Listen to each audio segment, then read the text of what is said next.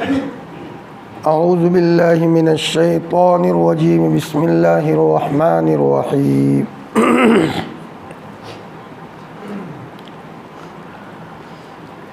वजाअत सय्यारतुन फ़अरसलू वारिदहुम फ़अदला दलवह क़ाल या बुशरा हाज़ा ग़ुलाम वअसर्रूहु बिज़ाअह वल्लाहु अलीमुम बिमा यअमलून।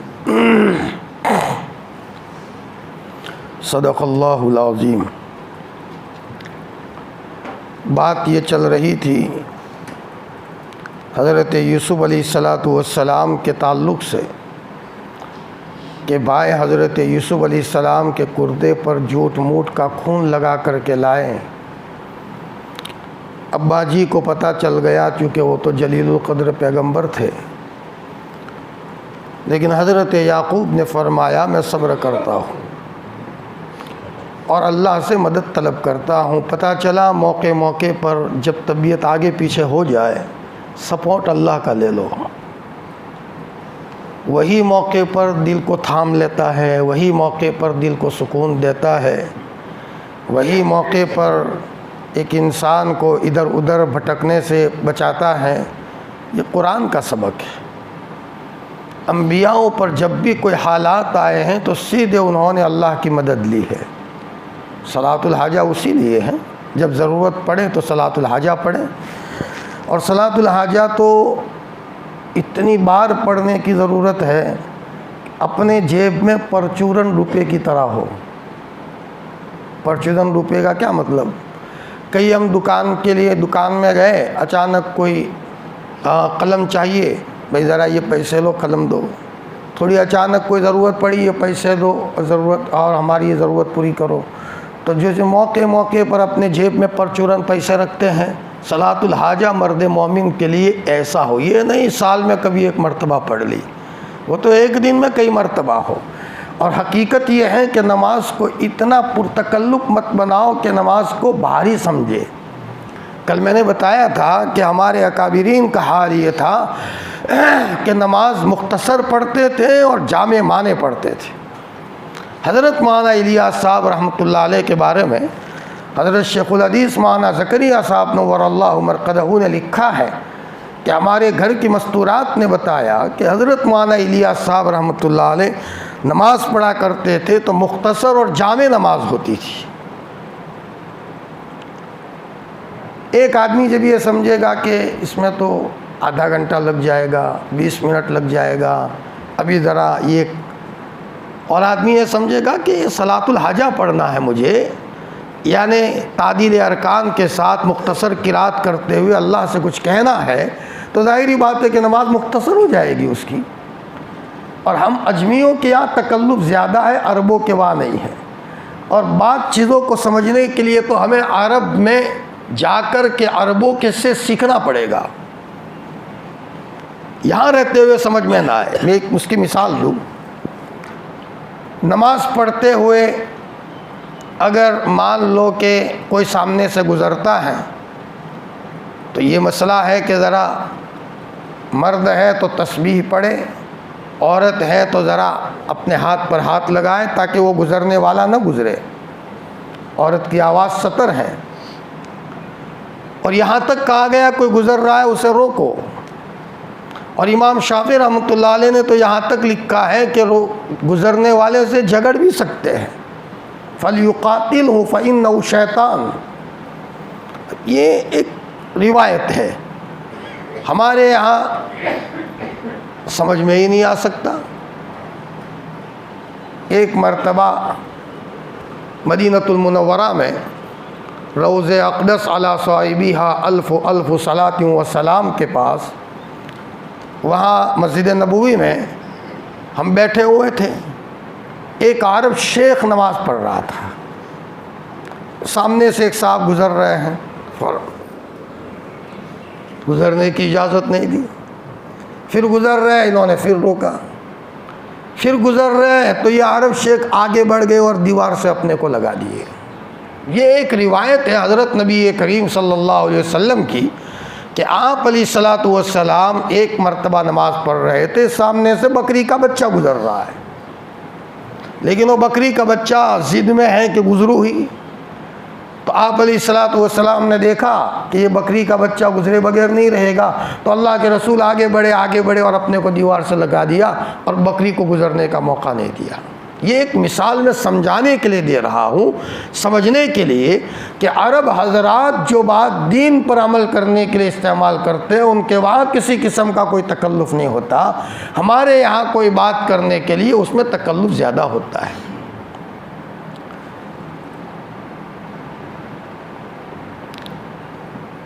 तो सलातुल हाजा ज़रूरत पड़ी, 2 रकात पड़ी, अल्लाह ताला से कहा, उसका पावर है। सलातुल हाजा की एक ताकत है।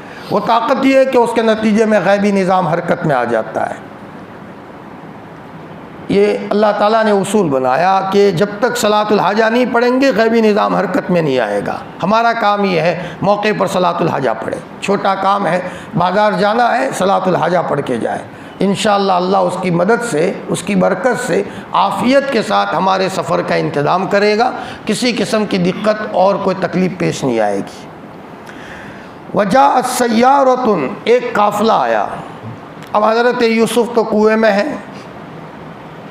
अल्लाह ताला हज़रत यूसुफ़ को निकालना चाहते हैं। सिस्टम क्या चलता है अल्लाह का, क्या निज़ाम चलता है। एक काफ़िला मुल्क शाम से मिस्र जा रहा था। रास्ता देखा हुआ था, उनके लिए अनजाना नहीं था। भटक गए वो। बनी इसराइल ने जब हज़रत मूसा की बात नहीं मानी, 40 साल तक भटक गए। यतीहून फिल अर्ज़ि हैरान, रास्ता ही नहीं मिल रहा। ये है अल्लाह जब चाहे जंगल में रास्ता निकाल दे और जब चाहे देखा हुआ रास्ता हो। क्या हुआ कि बांध नहीं रही, ये बात नहीं है। हकीकत यह है कि अल्लाह की तरफ से सुजाई नहीं दिया गया। यह अल्लाह का निज़ाम है और सुजाई देना उसी का नाम हिदायत है। ये जो अल्लाह पाक कहते हैं कि मैं हिदायत देता हूँ, जिसे चाहे उसे हिदायत दूँ, यानी उसको बांध दूँ। और बांध लेने के लिए उसूल से चलना पड़ेगा। सही उसूल से चलोगे तो बांध दूंगा। कड़वे से कड़वे हालात में भी तुम्हारा दिमाग कंट्रोल में रहेगा, तुम आगे पीछे नहीं होंगे। एक काफ़िला आया, इन्होंने अपना सुकिया भेजा। उनको प्यास लगी, कहा कि भाई ज़रा इधर कहीं कुआं हो तो किसी को भेजो, पानी की सख्त ज़रूरत है। चुनाचे वही कुआं था जहाँ हज़रत यूसुफ़ अलैहिस्सलाम कुएँ में थे। आने वाले ने अपना डोल रस्सी कुएँ में जब डाला, हज़रत यूसुफ़ देख रहे हैं कि अल्लाह ने मेरे लिए इंतज़ाम किया है। सीधे हज़रत यूसुफ़ उसमें बैठ गए। अब ये कुएँ में से जब निकाला गया तो ये पानी निकालने वालों ने देखा ये तो बहुत खूबसूरत बच्चा है। और उस ज़माने में ग़ुलाम का सिस्टम होता था, मार्केटों में ग़ुलाम को बेचा जाता था। इन्होंने कहा कि इसको हम मिस्र की मार्केट में बेचेंगे और बड़े महंगे दाम से बेचेंगे और हम अपने काफ़िले वालों को भी नहीं बताएंगे। ये तो हमको गैब से ख़जाना मिल गया है। तो यूँ कह करके हज़रत यूसुफ़ अलैहिस्सलाम को छुपा दिया। इधर रोज़ाना भाई यहूदा आकर के देखता था भाई कुएं में है कि नहीं है। होता था तो टिफ़िन पहुंचाते थे। अल्लाह की तरफ से गैबी इंतज़ाम हुआ है। अल्लाह जब किसी को रखना चाहे तो दुश्मन के दिल में भी मोहब्बत दे देता है। मेरे और आपके लाडले नबी हज़रत मोहम्मदुर रसूलुल्लाह सल्लल्लाहु अलैहि वसल्लम को शियाब अबी तालिब में 3 साल के लिए क़ैद कर दिया। और सिर्फ बनु हाशिम नहीं, बनु मुत्तलिब भी उनके साथ कैद हो गए। चूँकि बनु हाशिम और बनु मुत्तलिब का ज़माने जाहिलियत से दोस्ताना मामला था, हर चीज़ में आपस में साथ देते थे। जब वो अंदर में कैद हो गए तो छोटे छोटे बच्चों को दूध नहीं मिल रहा, उनकी माओं की छातियों से दूध खुश्क हो गया। वो वाक़या मशहूर है कि एक साहब साद नाम के रात के अंधेरे में अचानक वो पेशाब करने के लिए गए वहाँ घाटी में, तो पेशाब की धार किसी चमड़े से लगी, खन खन की आवाज़ आई तो कहाँ कोई चीज़ है। चमड़ा नज़र आया तो बिल्कुल भूख से निढाल हो चुके थे। आग में इन्होंने उस चमड़े को राख कर दिया और राख करके अपने मुंह में रखा। यहाँ तक की पोजीशन थी, पत्ते ख़त्म हो गए, माँ की छातियों से दूध खुश्क हो गया। शियाब अबी तालिब में हज़रत नबी करीम सल्लल्लाहु अलैहि वसल्लम और आपके घराने पर हालात आए, ज़बरदस्त हालात आए 3 साल के लिए। लेकिन उस मौके पर एक दुश्मन बाकायदा राशन लेकर के वहाँ शब अबी तालिब में घुस जाता था। और अल्लाह ने इनके दिल में डाला, इसके दिल में डाला कि ये बहुत भूखे हैं, ज़रा इनको राशन पानी दो। अबू जहल ने देख लिया, क्या करते हो, इनको तो मारने की तदबीर करते हैं। कहा अकल के अंधे, तो अपने बच्चों को भूखा रखना नहीं चाहता, ये भी बेचारे किसी बच्चों के बाप हैं, किसी के बेटे हैं। फरमाया शर्म नहीं आती, हम किसी जानवर को भूखा नहीं रखना चाहते, ये इंसान है, कैसे भी है। अब अबू जहल में उन दोनों के दरमियान में अनबन हो गई, लड़ाई हो गई, अबू जहल को भी मारा। ये मामला अल्लाह की तरफ से है। हकीकत ये है कि ये कौन रिमांड कंट्रोल बटन चलाता है, ये सब रब्बे कायनात के हाथ में है। यह राशन पानी इस तरीके से पहुंचता था। तो हज़रत यूसुफ अलैहिस्सलाम को भाई यहूदा आकर के पहुंचाता था जी। 3 दिन के बाद देखा कि भाई कुएं में नहीं है। अपने भाइयों को आकर के कहा, अचानक मैं देखने गया तो यूसुफ कुएं में नहीं है। चलो कहाँ गए वो, तलाश करो। इधर उधर काफ़िले पड़े हुए थे, वहाँ मालूम किया तो वहाँ से भाई यूसुफ निकले। हज़रत यहूदा ने पहले से मालूम कर लिया। यहूदा ने जाकर के भाई यूसुफ को कहा, देख भाई, सब भाई आपके दुश्मन हैं, लिहाजा अगर आए और तुमको गुलाम कहे तो तुम मना मत करना। अगर वो ये कहे भाई कि ये हमारा गुलाम है तो तुम खामोश रहना। अगर तुम खामोश नहीं रहोगे तो भाई मरवा डालेंगे। सलामती उसी में है, तुम खामोश रहना। भले वो तुमको अपना गुलाम बताए, आगे जा कर के बेच दिया जाए, लेकिन तुम सही सालिम रहोगे। हज़रत यूसुफ ने कहा ठीक है, मसलियत उसी में है। हज़रत यूसुफ को जब पता चला कि इनके पास है, सब भाइयों ने उन काफ़िले वालों को कहा ये तो हमारा गुलाम है। हज़रत यूसुफ भी खामोश रहे। फरमाया अगर तुम्हें लेना है हम तुमको बेच देते हैं। हज़रत यूसुफ अलैहिस्सलाम को भाई लोग बेच रहे हैं बहुत मामूली कीमत में। यह अल्लाह की तरफ से सिस्टम चला। और हकीकत यह है कि यह हज़रत यूसुफ अलैहिस्सलाम ने एक जुमला कहा था। बचपन में जा रहे थे और ज़रा खूबसूरत चेहरा आईने में देखा, और आईने में देखने के बाद कहा, यूसुफ तू तो बहुत खूबसूरत है, तुझे ख़रीदने की ताकत किसी माई के लाल में नहीं है, कोई तेरी कीमत अदा नहीं कर सकता। ये थोड़ा सा उज्ब जैसा आ गया और अल्लाह को अच्छा नहीं लगा, तो अल्लाह की तरफ से पकड़ आई कि सिर्फ 10, 11, 12 दिरहम में वहाँ बेचे जा रहे हैं सामने वाले काफ़िलों के हाथ। गलती आदमी कब करता है, कभी कभी उसकी सज़ा सालों के बाद मिला करती है। तो हज़रत यूसुफ को उस गलती की सज़ा मिली। अल्लाह हम सब की हिफाजत फरमाए। हम बोल देते हैं अलाप शलाप, हमें पता नहीं होता, और जो कुछ होता है हमारे गुनाहों की सज़ा होती है। ये कुरान पाक का सबक है। सोच समझ कर आदमी एक एक जुमला इस्तेमाल करे जी। एक काफ़िला आया और इन्होंने अपने सुकिये को और पानी लेने वाले को भेजा। उन्होंने अपना डोल लटकाया तो फरमाया, हाय खुशखबरी, ये तो बच्चा है, ये तो ग़ुलाम है। और एक कौल के मुताबिक बुशरा एक आदमी का नाम था। उसको कहा कि ओ बुशरा, ये तो ग़ुलाम है जो कुएं में से निकला है। वह असर रूह बिज़ा, और इनको माले तिजारत समझ करके छुपा दिया। वल्लाहु अलीमुम बिमा यामलून, अल्लाह पाक खूब जान रहे थे उन कामों को जो भाई कर रहे थे। अल्लाह फरमाते हैं, अल्लाह अकबर। यही कुरान की आयतें दिल हिला देती है कि अल्लाह पाक को सब पता होता है। हमारे वो अकाबिरीन जो कुरान से इश्क रखते थे, कुरान की एक एक आयत पर घंटों रोया करते थे, ए अल्लाह तेरे अज़ाब की आयत से गुज़रा, तेरे अज़ाब से बहुत डर लगता है। फिर सजदे में जा कर के अल्लाह के अज़ाब की पनाह मांगते थे। और सही तरीका कुरान के पढ़ने का यही है कि ज़रा कुरान को ठहर ठहर कर पढ़ा जाए, चुस्की की तरह चाय पी जा, जैसे चाय होती है ना, और ज़रा लबरेज लबदोज, हाँ लबसोज हो चाय। साहिब मखज़न अखलाक ने लिखा है कि चाय वो हो ज़रा एक तो कप भर के हो, नंबर 2 ज़रा ऐसी मीठी हो कि होठ सी दे, और तीसरी बात यह है कि ज़रा गरम हो, लब को जलाने वाली हो। तो अगर ये चाय हो तो आदमी चुस्की ले करके पीता है। तो कुरान फर पढ़ने की चीज़ नहीं है। अल्लाह माफ़ फरमाए। अभी साहब कुरान जल्दी पढ़ो, जल्दी पढ़ो कुरान। अल्लाह के बंदो, अगर आपको गफलत है तो आप अलग नमाज़ पढ़िए जाइए। मस्जिद के निज़ाम को आप ख़राब न करें। कुरान कह रहा है वरत्तिलिल कुरान तरतीला, और आप कह रहे हैं कि तरावी में फर पता ही नहीं। मज़ा तो जब है जब चुस्कियाँ लेकर के पढ़े, और जब आदमी कुरान पाक की आयतों को समझता है और कुरान पाक की एक एक आयत पर इस्तेहज़ारी कैफियत से जब कुरान सुनता है, तो 20 रकात में थकता तो क्या, उसको और जवानी आती है, और जवानी आती है, चूँकि उसको उसके लज्जत की महफिल मिल गई, मज़ा मिल गया। फरमाया कि आदमी थकता नहीं। अगर ये इसलिए कह रहा हूँ कि बहुत सारी मस्जिदों में, अभी मैं एक जगह गया था भावनगर में, तो भावनगर में एक कारी साहब थे, फजर पढ़ा रहे थे या तरावी पढ़ा रहे थे, समझ आई बात, इतनी लज्जत से, और सब मुक्तदी कह रहे थे कि माशाअल्लाह, सब मैं देख रहा था, सब लुत्फ़ से सुन रहे थे। हरम में चले जाओ, हरम की तरावी का क्या हाल होता है, और अरब हजरात तो कुरान को समझ कर पढ़ते हैं, और आप देखिए कि उनके पढ़ने का अंदाज़ कैसा होता है। ये है कुरान। कुरान फर पर पढ़ने की चीज़ नहीं है। अल्लाह पाक कहते हैं वरत्तिलिल कुरान तरतीला, हम कहते हैं फर पढ़ो, तो हम अल्लाह के हुक्म के ख़िलाफ़ जा रहे हैं।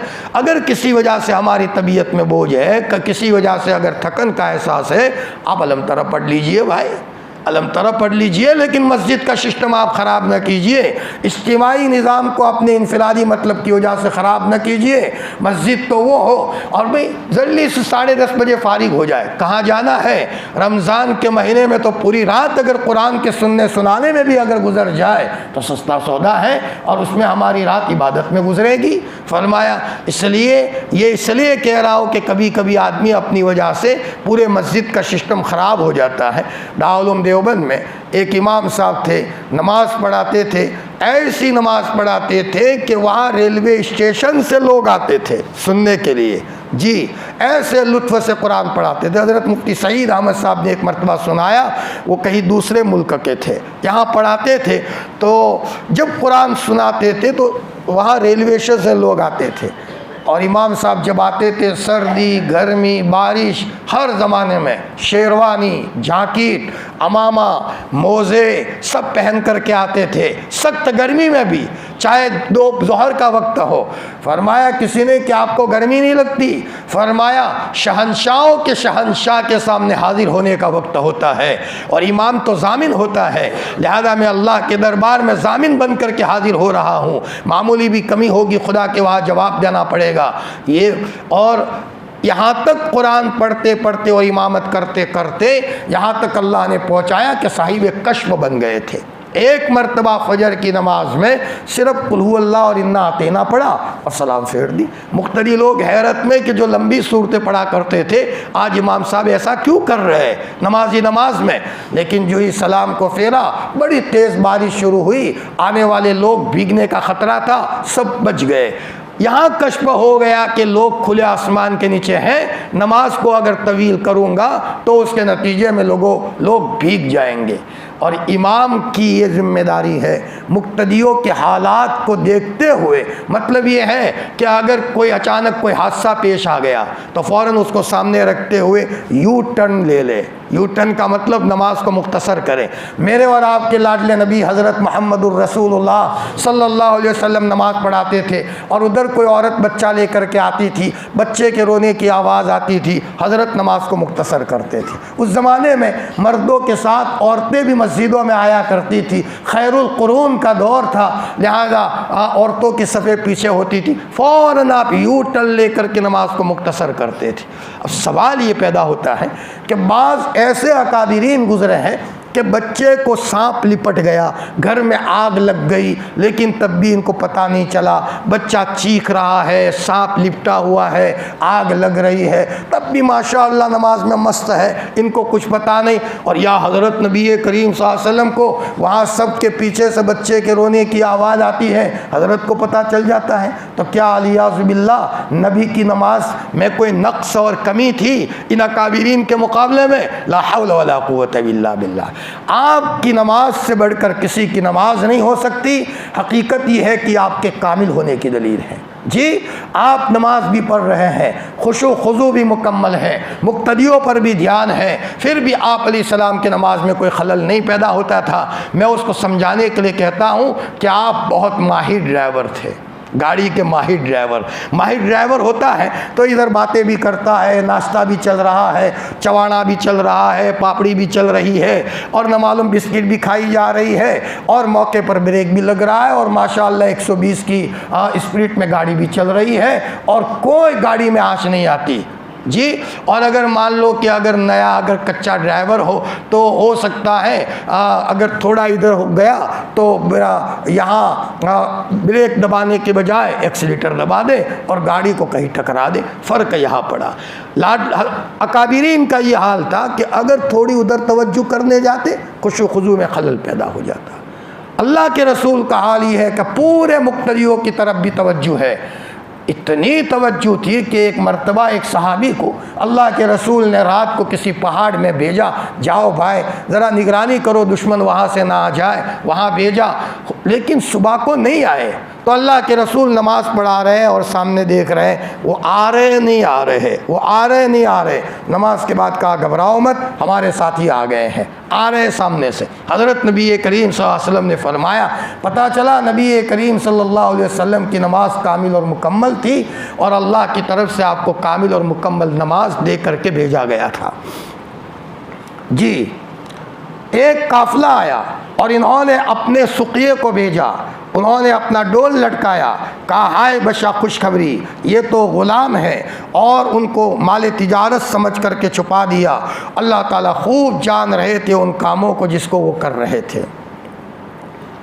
वशरहु बिसमनिन बख्सिन दराहिम मादूदा, और भाइयों ने हज़रत यूसुफ़ को बेच दिया चंद गिने चुने मामूली दिरहम में।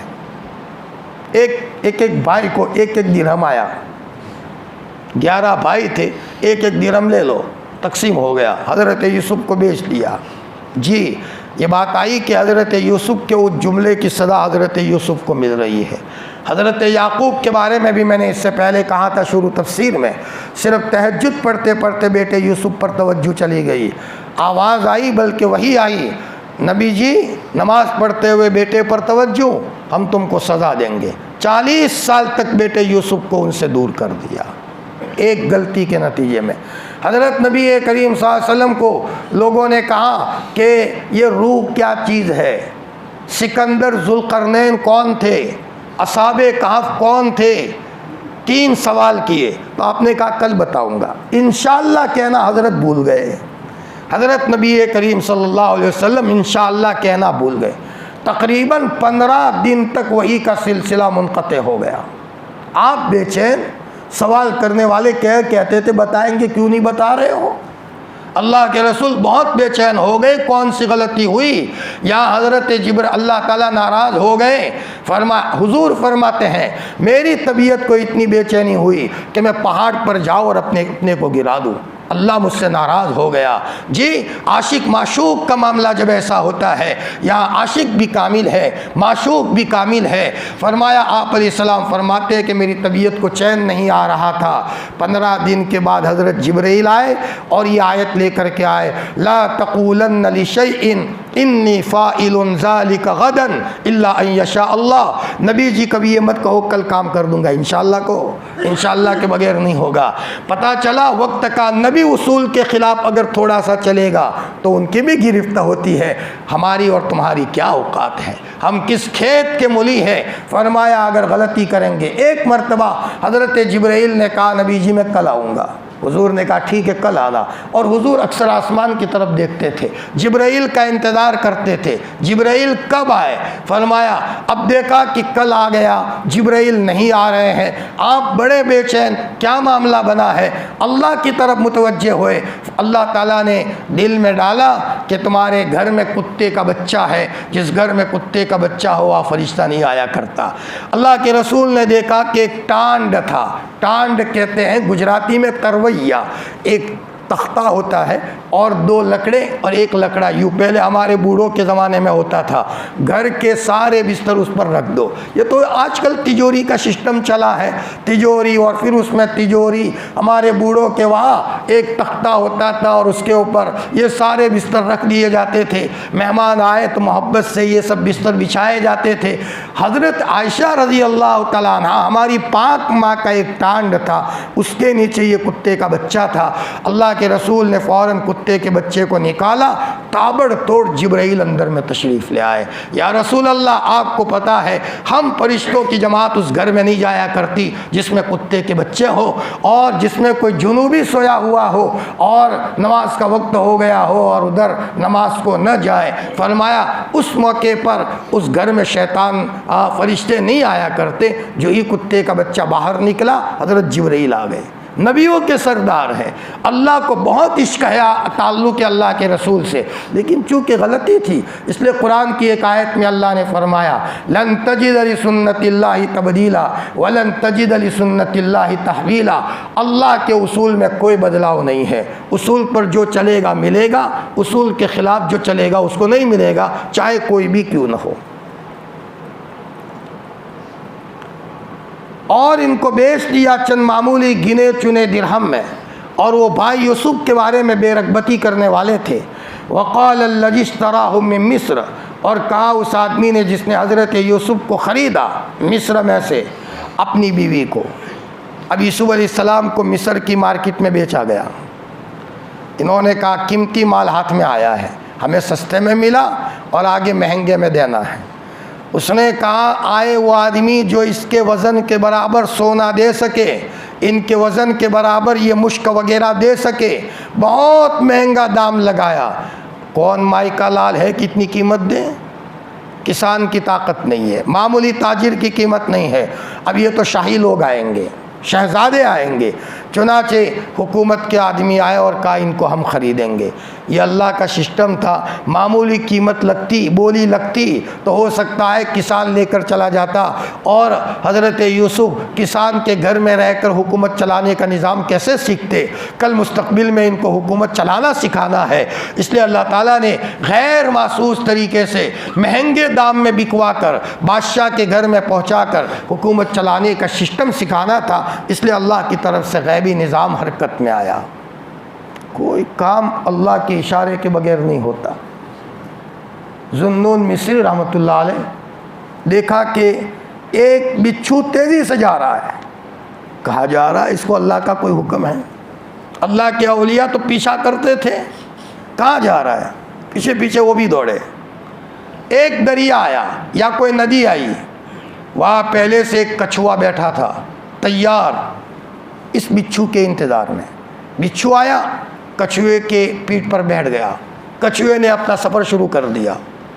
जी कश्ती मिल गई इसे, ये कछुए को कश्ती, इन्होंने भी कश्ती ली, किराए की कश्ती ली। पीछे पीछे अल्लाह का निज़ाम देखो आज जी। तो वहाँ कछुआ बाहर गया, जाने के बाद नीचे उतरा। जो ही उतरा तो फ़ौरन ये बिच्छू तेज़ी से दौड़ा। वहाँ एक शराबी आदमी शराब के नशे में पड़ा था और एक जहरीला सांप उसके डसने के इंतज़ार में था। इस जहरीले जंगली बिच्छू ने जाकर के उस सांप को डस लिया। सांप मर गया वही, और ये आदमी शराबी बच गया। ज़ुन्नून मिस्री ने ये निज़ाम अल्लाह का गैबी हरकत में देखा। मेरे प्यारे रब, शराबी था और तूने उसके लिए ये निज़ाम हरकत में लाया। फरमाया मेरे ज़ुन्नून शराबी था लेकिन फिर भी मेरा बंदा था, मैंने उसकी ज़िंदगी अभी मुक़द्दर की लिखी थी। फरमाया मैंने उसको बचाने के लिए, सांप को मरवाने के लिए बिच्छू का निज़ाम वहाँ से मैं हरकत में लाया हूँ। अल्लाह अकबर। ये है मौके पर कोई आया और हमें बचा लिया, वो नहीं आया। किसने भेजा है? जी, अल्लाह के इशारे के बगैर कोई हमारी टोपी को नहीं उछालता और अल्लाह के इशारे के बगैर कोई हमें टोपी नहीं पहनाता। ये सब निज़ाम अल्लाह की तरफ से चलता है। बस जब कोई ये समझ ले तो सीधा उसी से रब्ता करे। आज हमारा मामला क्या है? होम गार्डों से उलझते हैं। होम गार्डों से कि ज़रा होम गार्ड को कहा ऐसा करो भाई, ज़रा इतना काम कर लो। अब होम गार्ड की तो कहाँ तक चलेगी? महल्ले तक चलेगी, आगे तो चलने वाली नहीं। समझदारी की बात यह है कि होम गार्ड से मत उलझो, सीधे वज़ीर आज़म से मिल लो। वज़ीर आज़म से जब मिल लोगे तो बस्ती बस्ती और शहर शहर में जितने पुलिस वाले हैं, मिलिट्री वाले हैं, सब पर ऑर्डर चला जाएगा, इनको मत छेड़ो। हकीकत ये है कि ये दुनिया में दिखने वाली तस्वीरें वो सब होम गार्ड हैं और रब्बे कायनात ये असल वज़ीर आज़म है। समझ आई बात? सीधा उसी से कह दें ए अल्लाह कोई गड़बड़ी ना हो, गलती हो गई माफ़ी मांगता हूँ, आइंदा नहीं करूँगा। जब ये होगा, सांप के जहर को भी अल्लाह ख़त्म कर देंगे, शेर की चिंगाड़ को भी अल्लाह ख़त्म कर देंगे। जी, जब फ़िरौन की बीवी आसिया ईमान लाई हज़रत मूसा पर, और फ़िरौन ने कहा मुझे पता चला है तुम मूसा के रब पर ईमान लाई हो, तो सज़ा देने के लिए एक कमरे में रखा और उस कमरे में सांपों को छोड़ा। चारों तरफ सांप घूम रहे हैं। हज़रत आसिया ने अल्लाह की तरफ मुतवज्जे होकर के कहा, मेरे रब, तुझ पर ईमान लाने के नतीजे में ये हालात। अल्लाह ताला ने सांप को चारों तरफ कर दिया, सिर्फ घूमते रहते हैं। लेकिन मजाल है कि आसिया को हाथ लगाए, या है कि आसिया को डंक मारे। भूखे शेर छोड़े गए, लेकिन शेर भीगी बिल्ली की तरह कदमों में आकर के बैठ गए हैं। और जब अल्लाह न चाहे तो फिर जब अल्लाह किसी को हलाक करना चाहे, टोले के बीच में से उछाले, उसको उचक ले। अबू लहब के 2 बेटों ने अल्लाह के रसूल सल्लल्लाहु अलैहि वसल्लम की 2 बेटियों को तलाक दे दी। एक मनहूस ने तो हुजूर के गरीबान को यहाँ से पकड़ा, हुजूर बाहर आए और कहा आपकी बेटी को मैं तलाक देता हूँ। क्या गुजरी होगी हज़रत मोहम्मदुर रसूलुल्लाह सल्लल्लाहु अलैहि वसल्लम पर। एक तो गलती, इतनी बड़ी दिलेरी, और इतने बड़े मकाम के आदमी को यहाँ से गरीबान पकड़ करके, तो अल्लाह के रसूल का अल्लाह की तरफ मुतवज्जे हुए और यूँ कहा, अल्लाहुम्मा सल्लित अलैहि कल्बम मिन किलाबिक, तेरे कुत्तों में से कोई कुत्ता उसके ऊपर मुसल्लत कर दे। नबियों के सरदार की बद्दुआ लग गई। जब घर गया तो उसके बाप अबू लहब ने पूछा, क्या कहा था मोहम्मद ने? अब्बा जी ये जुमला कहा था। अबू लहब ने सर पकड़ लिया, अब तू नहीं बच सकता, जुमला निकल गया है मोहम्मद की ज़बान से, तू नहीं बच सकता। बद्दुआ का जुमला है। एक काफ़िला जा रहा था मुल्क शाम, उन काफ़िले वालों ने अबू लहब को कहा, अबू लहब आपके बच्चे को भी हमारे साथ भेजो। अबू लहब ने कहा, भेजूँ तो सही तिजारत के लिए, लेकिन मुझे डर लगता है मोहम्मद ने ये जुमला बोल दिया है, मेरा बच्चा बच नहीं सकता। लेकिन ऐसा करो, कोशिश करना, वैसे तो मुझे यकीन है कि बच नहीं सकता, लेकिन रास्ते में कहीं भी ठहरो जंगल में, तो मेरे बच्चे को संभाल करके रखना। चलो, चौधरी का बेटा है, पादरी का बेटा है, तो रास्ते में जहाँ रात को ठहरते थे सब लोग उसको बीच में रखते थे और चारों तरफ काफ़िला ठहरता था। जंगल के रात के अंधेरे में जंगल में से एक शेर आता है, इनको सूंघा ये नहीं है, इनको सूंघा ये नहीं है, इनको सूंघा ये नहीं है, छलांग लगा करके बीच में गया। ये है मनहूस ज़माना जिसने मेरे महबूब के महबूब को सताया है। फ़ौरन यहाँ से पकड़ा और उसका खून चूस लिया और उछल करके वहाँ छलांग लगा करके शेर भाग गया। लोग उठे, देखा कि ज़रा उसका काम तमाम हो चुका है। यह है रब्बे कायनात का निज़ाम। कुरान ये समझाता है सुलह कर लें, कहीं ऐसा न हो गुनाह के नतीजे में कहीं से उसके पकड़ की शक्लें आ जाए। उसके पास सारी की सारी ये चीज़ें अल्लाह की मखलूक है, अल्लाह की फ़ौज है। सही चलेंगे हमारे फेवर में, गलत चलेंगे सब हमारे ख़िलाफ़ है, सब हमारे ख़िलाफ़ है। जी, कहाँ उस आदमी ने जिसने हज़रत यूसुफ को ख़रीदा था मिस्र में, अपनी बीवी से इनको अच्छी तरह रखना, गल लेकर गया वो अजीज़ मिस्र और अपनी बीवी को कहा ये बच्चा बहुत खूबसूरत है, अच्छी तरह रखना। असा अय्यनफ़ाना, बहुत मुमकिन है कि हमें नफ़ा पहुँचाए, या हम उसको औलाद बना लें, बच्चा बना लें। औलाद हकीकत में दुनिया से ज़्यादा हमें आखिरत में ज़रूरत है। मरने के बाद हमारा ये बच्चा ज़ख़ीर आखिरत हो, उसके एक एक अमल से हमारे कब्र में सुकून पहुँचे। रिवायत में आता है, इज़ा मात इब्नु आदम इनक़ता अन्हु अमलहु इल्ला अन सलास, जब आदमी मर जाता है सब अमल का सिस्टम ख़त्म हो जाता है, ख़त्म हो गया, अब नमाज तो पढ़ता नहीं, सब ख़त्म। 3 चीज़ें ऐसी है जो बाकी रहती है। सदक़तिन जारिया, सदके जारिया छोड़ा हो, कहीं परब लगा ली, मुसाफिर पानी पिएंगे। जी, कहीं दरख्त लगा दिया, मुसाफिर रास्ते में यहाँ ठहरेंगे। अल्लाह हम सब के अखलाक को और ज़्यादा आली बनाए। बाज़ लोग बैठने की सीट रखते हैं, यहाँ लोग बैठेंगे और हमारे बच्चे जाकर के सीट उठा कर तोड़ देते हैं, तोड़ दी सीट को। हम तो सीट रखने वाले लोग थे, लोगों को आराम पहुंचाने वाले लोग थे, लेकिन हमारी सही तरबियत न होने के नतीजे में हमारे बच्चे बैठने वाली सीटों को तोड़ देते। क्या मिला?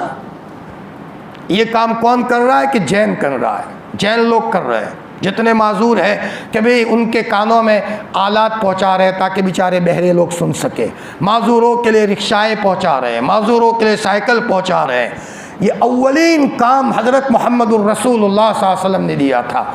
लेकिन वो लोग मतलब में इतने लगे कि अगर ऐसा कोई सेवा भावी काम करेंगे दुनिया अच्छी मिलेगी, दुनिया का निज़ाम अच्छा होगा, तो मतलब में लगे, ऐसे लगे कि वो उसमें बहुत आगे निकल गए। और हमारा मामला ये है कि हमारे बच्चे वगैरह ऐसी बदअखलाकी पर आ गए, किसी ने सीट भी रखी है तो उसको तोड़ देते हैं। दरख्त लगाया जाए। हम अगर उम्र लायक हो गए, दुनिया से जाने का वक्त आया, कम से कम खेत में कई दरख्त लगा दिया, फलदार दरख्त। कल हमारे पोते खाएंगे, पड़ पोते खाएंगे, वो भी सदका है, सदक़े का सवाब है। बल्कि इससे पहले वो वाक़या मैंने बयान किया था, एक साहब का इंतकाल हुआ, कब्र में अजाब हो रहा है। वापसी में किसी ने देखा कि उसकी कब्र फूलों से भर गई। पूछा, बारे इलाहा क्या मामला है? यह आदमी गुनहगार था, लेकिन दरख्त लगा करके दुनिया से गया था। आज वो दरख्त बड़ा हुआ, इसके नीचे एक मुसाफिर आकर के बैठा और मुसाफिर ने कहा, जिसने दरख्त लगाया है अल्लाह तो उसका भला कर दे। अल्लाह की गैरत को जोश आया, उसकी कब्र में अजाब हो रहा था, कब्र के अजाब को अल्लाह ने फूलों से बदल दिया। तो कम से कम हम दरख्त लगा सकते हैं। कल मर कर जाएंगे, दादा ने लगाया था, ये नाना ने लगाया था, अब ये सब खा रहे हैं, लगाएंगे हम क्या खाएंगे फल? ये छोटी सोच है जी। दरख्त लगाएंगे कि आते आते तो हम कहाँ रहेंगे? अरे अपने मतलब के लिए जीना समझदारी की बात नहीं है। दूसरे लोग खाएंगे, वो हमारे लिए मरने के बाद कब्र में काम आएगा। तो एक तो सदक़े जारिया पर अब लगा दी, और ये सबसे बेहतरीन सदक़े जारिया है। हज़रत साद की वालिदा का इंतकाल हो गया। हुजूर के पास आए, या रसूल अल्लाह मेरी माँ चली गई, मुझे कोई अमल ऐसा बता दो कि मेरी माँ के लिए मरने के बाद ज़ख़ीर आखिरत हो और मेरी माँ को अच्छा होता रहे। आपने फरमाया, साद कुआं खोद लो, कुआं खोद लो, जितने लोग पानी पिएंगे सबका सवाब तुम्हारी वालिदा को कब्र में पहुँचेगा। बेहतरीन सदका। आपने हज़रत आयशा ने फरमाया, या रसूल अल्लाह कौन सी चीज़ ऐसी है जिसको रोकने की इजाज़त नहीं? आपने फरमाया, पानी। पानी ज़रूरत से ज़ायदा 2 लोगों को, जान बचेगी उनकी। दूसरा, कौन सी चीज़ है जिसको रोकने की इजाज़त नहीं? आपने फरमाया, नमक। फिर आपने फरमाया, सदक़े के लिए आग। या रसूल अल्लाह पानी तो समझ में आया, लेकिन आग और नमक? आपने फरमाया, आयशा नमक देने के नतीजे में जितने खाने लजीज बनेंगे, पूरे के पूरे खाने के सदका करने का सवाब नमक देने वाले को मिलेगा। आग देने के नतीजे में जितने खाना पकेंगे, सब पूरे के पूरे खाने के सदके का सवाब इसके नामे अमाल में जाएगा। पहले ज़माने में तो आग से ही चूल्हे जलते थे। अपने घरों में क्या होता था, दीवार है तो बीच में सुराख होता था, उस दीवार में सुराख होता था। घर के उस कोने में एक हमारी बहन चूल्हा जलाती थी, तो वहाँ से थोड़ी सी चिंगारी पड़ोस में दी, लो ज़रा तुम चूल्हा जला लो। वो फिर उस दीवार को देती थी, तुम चूल्हा जला लो। यानी घर गांव के एक कोने में वहाँ आग लगी है। चूँकि उस ज़माने में पैसों की बड़ी किल्लत थी, दिया सलाई भी नहीं होती थी। फरमाया तो उसके ज़रिए से जिन घरों में खाना पका है सबका सवाब मिलेगा। बाज़ लोग बड़े सियाने होते हैं, चालाक होते हैं, खर्च कम करे सवाब बहुत ले ले। तो ज़रा यहाँ पहुँचकर हम रिवायात में हम ये कहते हैं कि अगर कोई आदमी लाइटर आता है ना, लाइटर कहते हैं वो गैस जलाने के लिए, जी सब घरों में लाइटर पहुँचा दिया। लाइटर वही आग है, लो भाई इंशाअल्लाह जितना खाना पकेगा सबके सदके का सवाब। जी इसी तरीके से नमक ले लिया और नमक लेकर के सब घरों में पहुंचाया। नमक की कीमत क्या होती है? शेखुल हदीस मौलाना यूनुस साहब जौनपुरी नव्वरल्लाहु मरक़दहू लुंगी का हदिया पसंद करते थे। कोई भी जाता था लुंगी देते थे हदिया। हदीस में आता है, कोई कपड़ा किसी को दिया, वो कपड़ा उसके बदन पर जब तक रहेगा देने वाला अल्लाह की रहमत में है। अल्लाह की रहमत में उस पर कोई आँच नहीं आ सकती। ज़ाहिरी बात है कि लुंगी भी एक कपड़ा है और लुंगी कोई ज़्यादा पहनी भी नहीं जाती। जब तक वो कपड़ा उसके पास रहेगा वहाँ तक ये देने वाला अल्लाह की रहमत में और अल्लाह की हिफाजत में है। तो एक तो सदके जारिया, मैंने उसके लिए बताया कि कुआं खोद लेना। नंबर 2 सदक़तिन जारियतिन इल्मिन युन्तफ़उ बि, इल्मी सिलसिला छोड़ा। किसी को हाफिज़ बना लिया, उसने आगे हाफिज़ बना लिया, सिलसिला चल रहा है। हज़रत माँ इलियास साहब रहमतुल्लाह अलैह फरमाते थे, कोई दुनिया से जाता है, किसी एक का सवाब पहुँचता है, अल्हम्दुलिल्लाह मैं ऐसी हालत में जा रहा हूँ, हज़ारों के नमाज़ों का सवाब मेरी कब्र में आएगा, हज़ारों के हज का सवाब मेरे कब्र में आएगा। ये है कि मुस्तक़बिल में मरने के बाद कुछ मिले। ये या है कि कहीं किताबें रख दी, कुरान पाक रख दिया, लेकिन गुजराती कुरान पाक न रखे। जी, कुरान तो अरबी में है, गुजराती का कोई लेना देना नहीं, अरबी से नहीं आता सीखो। आज तजवीज़ से पढ़ना कोई ज़रूरी नहीं। नीयत है कि मुझे हाफिज़ कुरान बनना है और बूढ़े हो गए हैं जी, और अलीफ बा सीखना शुरू किया, अभी ता तक पहुँचे थे और साल होते होते ता तक मुश्किल से कंट्रोल में हुआ, लेकिन बराबर मेहनत में लगे हुए और नीयत कर रहे हैं। हज़रत माँ अबरार सबरदोई फरमाते थे, अल्लाह ताला इसका शुमार हाफिज़ कुरान में कल क़यामत के दिन फरमाएगा। तो ज़रा हमें तो मरने के बाद खुदा के वहाँ बदला मिले, हमें तो वो चाहिए जी। एक एक हरफ पर घंटों मश्क करवाई जाती है। कारी अब्दुल बासित का कुरान सुनो, सीन और स्वाद में फ़र्क, एक एक हरफ के फ़र्क से पूरा माना बदल जाता है। एक दो चीज़ें बताई, इल्मी सिलसिला छोड़ा, कोई मदरसा बना दिया, इमारत बना दी, वहाँ इल्मी सिलसिला चल रहा है, किसी गरीब बच्चे को पढ़ा दिया, किसी बच्चे को हाफिज़ बना दिया, ये सब सिलसिले उसमें हैं। अपने बच्चों को पढ़ा दिया। तीसरा सिस्टम है नेक औलाद। नेक औलाद ये मरने के बाद हमारे लिए ज़ख़ीरा आखिरत है, और यहाँ ज़रूरी नहीं है कि नेक औलाद उसके लिए दुआ करे। वलदिन सालिहिन यदऊ लहू की क़ैद है। हज़रत मौलाना अमीर अहमद साहब कांदलवी फरमाते थे, यदऊ लहू की क़ैद इत्तिफ़ाक़ी है, क़ैद एतराज़ी नहीं। औलाद दुआ न भी करें तब भी औलाद की नेकी का सवाब माँ बाप की कब्र में जाएगा। ये बच्चा नमाज़ी इसलिए बना कि उसके बाप उसको नमाज सिखाई थी। अब चाहे बच्चा भूल जाए अपने बाप को दुआओं में, लेकिन शफीक परवरदिगार को देख रहा है कि मेरा ये बंदा नमाज पढ़ रहा है, उसके बाप की तरबियत के नतीजे में उसके एक एक नेक अमल का सवाब ऑटोमेटिक उसके बाप के ख़जाने में जाएगा। ये है अपने बच्चों की तरबियत, ताकि मरने के बाद ये बच्चों का एक एक नेक अमल काम आए। बाज़ मरतबा एक बच्चा होता है तो लाड़ प्यार में बड़ा करते, लाड़ प्यार, और जब लाड़ प्यार मिलता है तो बच्चा आपे से बाहर निकल जाता है। इसलिए कहते हैं ना, एक बच्चा है ना इसलिए किसी काम का नहीं है, ये जुमला गलत है। हम कहते हैं एक बच्चा है तो उसकी तरबियत ऐसी की जाए कि 4 5 नहीं 7 बच्चों के काम आए, 10 बच्चों के काम आए। इसलिए कि ज़्यादा बच्चे होते हैं, एक में कमी रही दूसरे से पूरी हो जाती है, दूसरे में कमी रही तीसरे से पूरी हो जाती है। एक बच्चा है तो हमारे पास जब कोई बच्चा आता है हम पूछते हैं, बेटा कितने भाई हो? मौलाना जी मैं मेरे अब्बा का अकेला हूँ। देखो बेटा नखरेबाज मत बनना, बहुत प्यारे बनना अपने बाप के। तुम अगर किसी के 4 5 बेटे होते हैं तो एक की कमी दूसरे से पूरी हो जाती है, तुम्हारा बाप तुम्हारी कमी को कहाँ से पूरा करेंगे? बेटा तुम अपने आप को बहुत संभाल करके चलो। फिर मैं मिसाल देता हूँ, हज़रत शेख रहमतुल्लाह अलैह को अल्लाह ने एक लड़का दिया था, भाई तलहा, लेकिन हज़रत शेख रहमतुल्लाह अलैह ने कैसी तरबियत की, भाई तलहा को अल्लाह के सिवा कोई फुर्सत नहीं थी, और अल्लाह ताला ने कितना बड़ा मकाम दिया था। हज़रत शेख रहमतुल्लाह अलैह उनके वालिद माजिद के अकेले थे, लेकिन अल्लाह ताला ने हज़रत शेख को किस मकाम तक पहुँचाया, फ़ज़ाइल आमाल मस्जिद में है। बल्कि हज़रत मालीम या साहब फरमाते हैं, मैं अफ्रीका के पहाड़ियों में गया, एक पहाड़ की चोटी पर मस्जिद बनी थी, वहाँ जा कर के मैंने मस्जिद में देखा, वहाँ भी फ़ज़ाइल आमाल है। न मालूम हज़रत शेख रहमतुल्लाह अलैह की कौन से खुलूस से ये किताब लिखी गई है कि मुल्कों में मुख्तलिफ़ तर्जमों के साथ, मुख्तलिफ़ ज़बानों के साथ ये किताब शाये हुई है। जब किताब लिखते थे तो उस मौके पर पसीना पसीना हो जाते थे कच्चे मकान में, और बनियान पसीना पसीना हो जाता था, निचोड़ा जाए तो निचोड़ गोया कि उसमें से पसीनों की एक बड़ा पसीना उसमें से निकले। हज़रत शेख को पता था कि ज़रा और हदीस की बरकत से हज़रत के बदन से खुशबू आती थी।